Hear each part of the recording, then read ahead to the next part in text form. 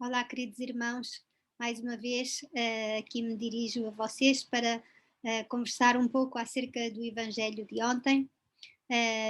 Nós estávamos a ler o Evangelho de São Marcos, segundo São Marcos, mas a partir desta semana, durante alguns domingos, vamos ler o Evangelho de São João, capítulo 6. No entanto, se forem ver ao Evangelho de São Marcos, a continuação do Evangelho passado era precisamente a multiplicação dos pães. E é esse Evangelho que nós estamos a ler agora, essa mesma passagem, mas no Evangelho de São João, que é como a liturgia nos apresenta. Ora, o Evangelho de São João fala-nos muito detalhadamente de como aconteceu este episódio, não é? Que lembram-se, Jesus, no Evangelho de São Marcos, tinha encontrado aquela multidão que eram como ovelhas sem pastor, que se encontravam perdidos, e Jesus sentiu compaixão por elas, não é? A continuação é, portanto, neste Evangelho segundo São João, o começo é um pouco diferente porque diz Jesus partiu para o outro lado do mar da Galileia. Esta introdução de São João faz-nos evoca a passagem do povo de Israel pelo Mar Vermelho, a atravessar a atravessar o Mar Vermelho para sair, portanto, da escravidão do Egito e chegar à Terra Prometida. Então, evoca-nos, como faz-nos realmente compreender como Jesus é o novo Moisés que nos acompanha e nos leva por um caminho de libertação, de atravessar os nossos desertos, atravessar as nossas situações que nos ultrapassam, como é, por exemplo, o mar imenso diante de nós, que pode ser um impedimento para chegarmos à terra prometida, chegar à nossa felicidade, chegar a experimentar que a nossa vida tem um sentido grande neste mundo. Jesus leva-nos pelos caminhos adequados que nos vão levar a essa grande libertação. Então, neste Evangelho, vemos como seguia-o numerosa multidão, não é? Quantos e quantas pessoas viam em Jesus realmente a chave da sua libertação. Diz aqui que o seguiam por ver os milagres que ele realizava nos doentes. E esta palavra doente, que se usa no texto grego, não só significa doente, mas também fragilizado, pobre, não é? Portanto, uma situação precária, não é verdade? O povo encontrava-se assim numa situação precária, com necessidade de orientação, com necessidade de que alguém lhe mostrasse onde estava a autêntica felicidade, que alguém também lhe desse o autêntico alimento que nos sacia. E acho que podemos também aplicar esta situação à nossa sociedade atual e a nós próprios, não é verdade? Todos esses momentos em que nos sentimos perdidos e que sentimos que precisamos de uma orientação, de alguém que nos mostre o caminho. E aqui temos Jesus que aparece como essa pessoa que nos vai levar para o outro lado do mar, que nos vai levar a atravessar as dificuldades que estamos a viver, e neste momento penso que mundialmente todos estamos a atravessar dificuldades, mas depois cada qual pessoalmente sabe qual é o mar vermelho que tem diante de si, qual é o lago da Galileia, o mar da Galileia, ou de Tiberíades, que tem diante de si e que não sabe como atravessar, não é? Então, a seguir diz-se que Jesus subiu a um monte. diz o Evangelho, Jesus subiu ao monte. Aqui temos também essa figura de Jesus como o novo Moisés. Como sabem, Moisés subiu ao monte onde recebeu as tábuas da lei, onde recebeu o sinal da aliança de Deus com o seu povo, onde ele também recebeu a chamada para ser esse profeta que libertaria o povo de Israel. Então vemos como Jesus sobe ao monte e se senta aí com os seus discípulos. Nestes discípulos estamos representados cada um de nós, não é? Jesus chama-nos para encontrarmos com Ele essa voz de Deus que nos orienta e que nos quer levar a um campo, a uma terra nova, uma terra de liberdade, a uma terra de verdadeira alegria que nos sacia e, portanto, este Evangelho é o convite a vermos em Jesus como o verdadeiro pão que nos sacia. Está escrito também que estava próxima à Páscoa, a festa dos judeus. Também a Páscoa, já nessa época, portanto a Páscoa dos judeus, simbolizava, ou era um memorial, não é? Da libertação do povo do Egito. Portanto, mais uma vez aqui, vemos que se evoca este episódio da libertação do povo de Israel do Egito e que se aplica também a cada um de nós e se aplica ao mundo inteiro nesta situação que estamos a viver. Então, Jesus, erguendo os olhos, vê uma grande multidão que vem ao seu encontro. Repete-se aquela situação do Evangelho da semana passada, em que Jesus olha para a multidão. Jesus está sempre atento a cada um de nós, atento às nossas necessidades. E Jesus vê que o povo está cheio de fome. Nesse momento, Jesus fala com os discípulos e pergunta-lhes. Em concreto, fala com Filipe e diz-lhe: onde havemos de comprar pão para lhes dar de comer? É muito interessante ver como Jesus não atua sozinho, como Jesus nos quer envolver na sua atividade, no seu projeto de libertação e nos quer pedir ajuda e quer que nós próprios pensemos o que é que nós podemos fazer. Onde havemos de comprar pão para lhes dar de comer. É verdade que João dizia isto para o experimentar, pois ele bem sabia o que ia fazer. Mas não era uma mentira de Jesus, uma mentirinha, não.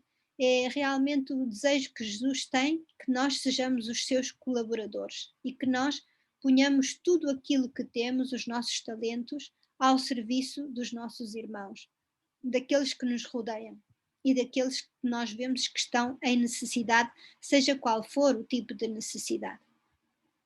A resposta de Filipe é: 200 denários de pão não chegam para dar um bocadinho a cada um. Ora, um denário era o salário diário de portanto, um jornal, não é? De um jornaleiro que trabalhava naquela época. Portanto, 200 denários era mais da metade do salário de um ano, não é verdade? Nem sequer isso seria suficiente. É a resposta de Filipe. O que nos faz pensar que na lógica humana não é possível alimentar não só materialmente, mas também, digamos, o coração de todos os nossos irmãos. Nós, como cristãos, como seres humanos que somos, sentimos-nos sensibilizados pela necessidade dos nossos irmãos, não é? Pelo menos Jesus convida-nos a estarmos sempre atentos àqueles que nos rodeiam e a ser responsáveis também por essa necessidade. O que é que eu posso fazer, não é? Porque é a nossa identidade sermos filhos de Deus e irmãos uns dos outros. Portanto, seja qual for a religião, seja qual for a cultura, seja qual for a proveniência da pessoa que temos à nossa frente, é o meu irmão. é a minha irmã. Por isso, eu sou responsável por essa pessoa. E Jesus, por isso, pergunta a Filipe onde havemos de comprar pão para lhes dar de comer. Como é que havemos de resolver este problema? Filipe não encontra a resposta de um modo humano, não é? Como eu dizia, do modo que nós, na lógica que nós funcionamos normalmente, que é de compra e venda, não é? É impossível. Portanto, nós não conseguimos dar resposta a todas estas situações do mundo que nos ultrapassam. Mas então há uma proposta diferente que vem de outro discípulo, que é o André, o irmão de Pedro. Ele diz: está aqui um rapazito, está aqui um miúdo, uma criança, que tem 5 pães de cevada e 2 peixes. Mas que é isso para tanta gente?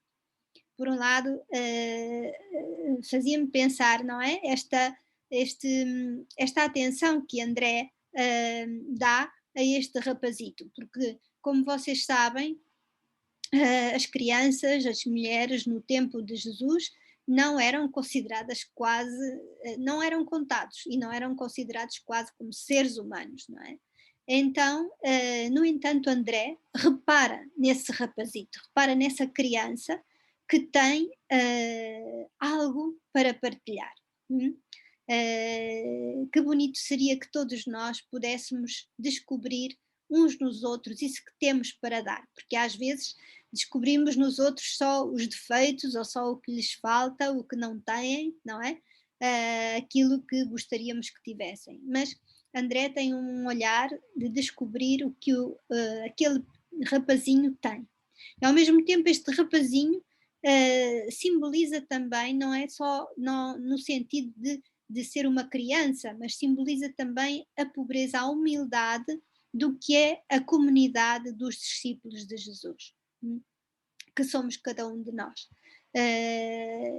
E como realmente nos supera esta necessidade dos nossos irmãos, que é isso para tanta gente, não é?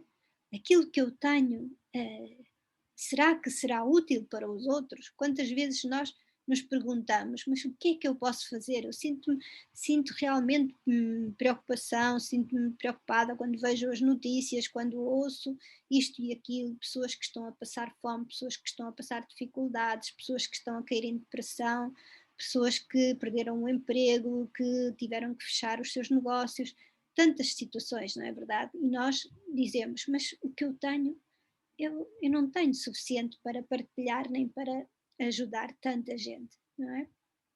No entanto, Jesus atua mais além dessa lógica humana e dessa lógica da nossa sociedade, da nossa sociedade de consumo, de certo modo, não é? E Jesus diz: mandai sentar essa gente. E há um detalhe de São João muito bonito: havia muita erva naquele lugar. Não sei qual seria o significado, mas faz-me lembrar os pastos verdejantes que Jesus, como bom pastor, nos quer oferecer. Havia muita erva naquele lugar, todos se sentam com.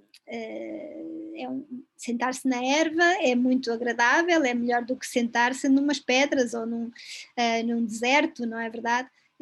Portanto, faz-nos imaginar esse lugar que Deus nos prepara a cada um para nos alimentar, né? O lugar que Ele nos oferece. E diz aqui, os homens sentaram-se em número de uns 5.000. Sabem que naquela altura só se contavam os homens, portanto é provável que houvesse pelo menos 5.000 mulheres e sabe Deus quantas crianças. Portanto, imaginem a quantidade de pessoas que estariam reunidas nesse momento, muito mais de 5.000, pelo menos 15.000 ou mais, não é verdade? Porque o número das crianças seria enorme naquela altura. Então, o que é que Jesus faz? Jesus recebe essa oferenda deste rapazito, desta criança, que é o símbolo da comunidade cristã, que é pobre, que não tem realmente para dar, e o que é que ele faz? Toma os pães, dá graças e distribui-os. toma os pães e dá graças. Esta atitude de Jesus de dar graças a Deus vem a dizer que esses pães que o rapazito tinha, esses pães que eu tenho, esses talentos que tu e eu temos, essas capacidades que temos, vêm de Deus. Por isso temos de dar graças. E por isso não são propriedade privada nossa, são para partilhar, não é? A atitude de Jesus de dar graças pelo que este menino partilha, não é? Comprova que tudo o que temos vem de Deus e por isso nada me pertence exclusivamente e tudo o que eu tenho, tudo o que é recebido e por isso, tal como Deus me deu grátis o que tenho, eu sou chamado também, nós somos chamados também a dar do mesmo modo, gratuitamente, aquilo que recebemos. E então Jesus reparte aqueles 5 pães e 2 peixes aos que estavam sentados. E comeram quanto quiseram, sem limite. Ficaram saciados. Este número de 5 pães e 2 peixes é o número completo ao número 7, que significa totalidade, significa perfeição, não é verdade? De certo modo, vem-nos dizer que quando nós damos tudo o que temos, mesmo que seja uns dão uma parte, outros dão outra, não é? Quando damos tudo, é possível que as pessoas, que os nossos irmãos, que a nossa grande família fique saciada. Ora, eu acho que neste momento que estamos a passar e vamos passar por uma crise tão grave no mundo, a chamada principal que Deus nos está a fazer, também através do Papa Francisco e já desde este momento através de Jesus, é passar à lógica da partilha, passar à lógica de dar o que eu tenho, pôr ao serviço dos outros o que eu tenho. E assim nós ultrapassaremos o Mar Vermelho. Assim nós conseguiremos chegar à Terra Prometida juntos, como o lema dos Jogos Olímpicos foi alterado e foi adicionada essa palavra, juntos. Juntos chegaremos ao outro lado da margem, ao outro lado do mar. Chegaremos à outra margem e chegaremos mais fortes, chegaremos mais felizes, mais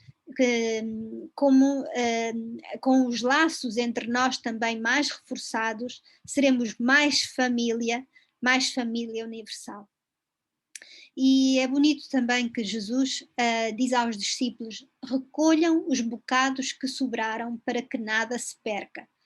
Como esta frase me fala também da situação atual em que há tanto desperdício, enquanto uns morrem de fome, outros deitam fora, jogam fora. Quanta comida aqui no Japão se joga fora, é uma coisa que é uma profunda tristeza no coração, não é? É verdade que aos poucos se vai reciclando, se vai utilizando essa comida para fazer outras coisas, isso é uma coisa positiva, não é? Que está a acontecer em vários países, mesmo assim, não sei os números exatos, mas há um desperdício alimentar enorme no mundo, e isto clama aos céus, não é? Imaginem o que pode sentir Jesus quando nos vê a deitar fora, a jogar fora comida, quando outros irmãos estão a passar fome no mundo.